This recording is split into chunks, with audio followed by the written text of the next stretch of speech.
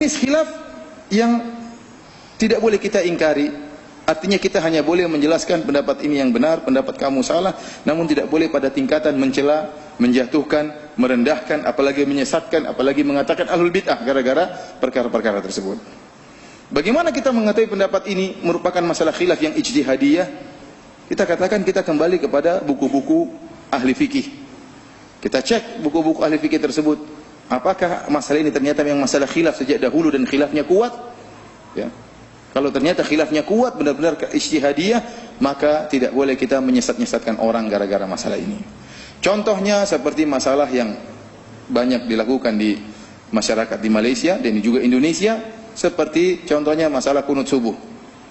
Kunut subuh adalah perkara yang dikhilafkan oleh para ulama. Kita tahu mazhab Syafi'i menyatakan kunut subuh sunnah. Sementara kalau kita pelajari secara sanad, bahwasanya sanad hadis yang menyatakan disunahkannya kunut subuh, sanadnya lemah, tidak bisa dijadikan dalil. Tetapi ini masalah khilafiyah yang muktabar, khilafiyah yang kuat. Maka kita boleh, berhak kita untuk menjelaskan bahwasanya ini pendapat tidak kuat, ya, meskipun dikatakan oleh Imam Syafi'i dan para pengikutnya, namun ini pendapat yang kuat, kunut subuh tidak ada. Kenapa? Karena dalilnya lemah. Cuma sampai tahapan itu, tidak boleh kemudian kita mengatakan sesat, bodoh kunut subuh, ngawur, tidak boleh seperti itu. Haram. Manhaj Ahlussunnah mengatakan tidak boleh seperti itu.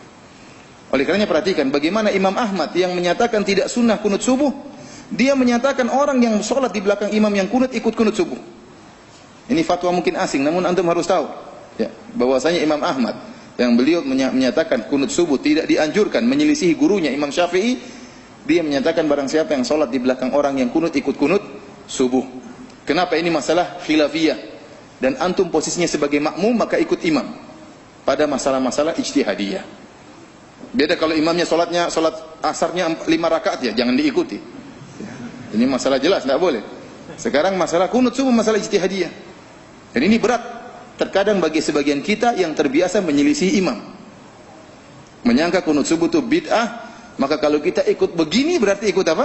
Terjerumus dalam bid'ah. Padahal tidak demikian. Bahkan saya tidak menemukan perkataan Imam Ahmad menyatakan bahwasanya hal itu adalah bid'ah. Cuma dia mengatakan tidak sunnah, bahwasanya yang sholat di belakangnya silakan mengikuti. Dan ini juga yang difatwakan oleh Syekhul Islam Ibn Taimiyah rahimahullah dalam Majmu' Fatawa. Beliau mengingkari kunut subuh, artinya beliau tidak menerima kunut subuh. Kunut subuh menurut beliau tidak sunnah. Tetapi beliau sendiri menyuruh orang untuk ikut kunut subuh di belakang imam yang kunut kalau posisi dia sebagai makmum.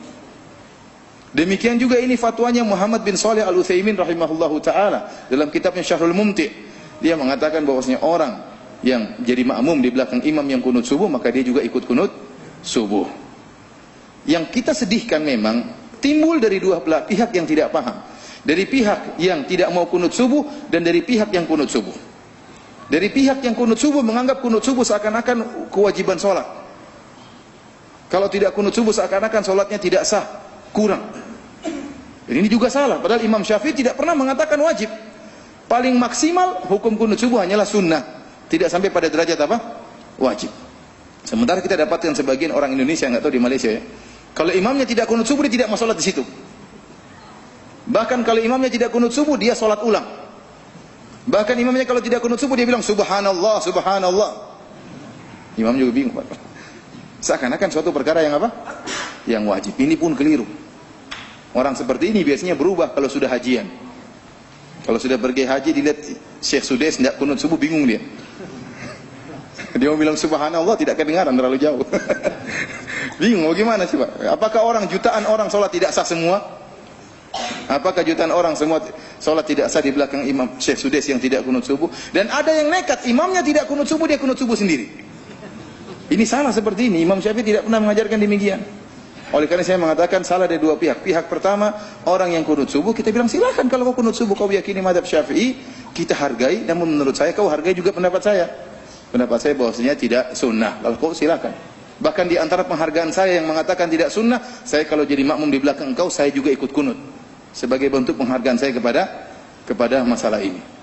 Sebaliknya juga dari pihak yang lain yang menganggap kunut subuh tidak sunnah, maka menjadikan orang yang kunut subuh seakan-akan solatnya rendah, solatnya hina, tidak solat itu tidak benar, sama. Mengatakan orang tersebut ahlul bid'ah, ini tidak benar. Ini masalah khilafiyah, tidak sampai pada tingkatan apa? bid'ah membid'ahkan. Barang siapa yang terjerumus pada bid'ah membid'ahkan dalam masalah qunut subuh, dia telah menyelisih manhaj ahlu sunnah. Tidak ada imam yang dia ikuti. Dia telah menyelisih manhaj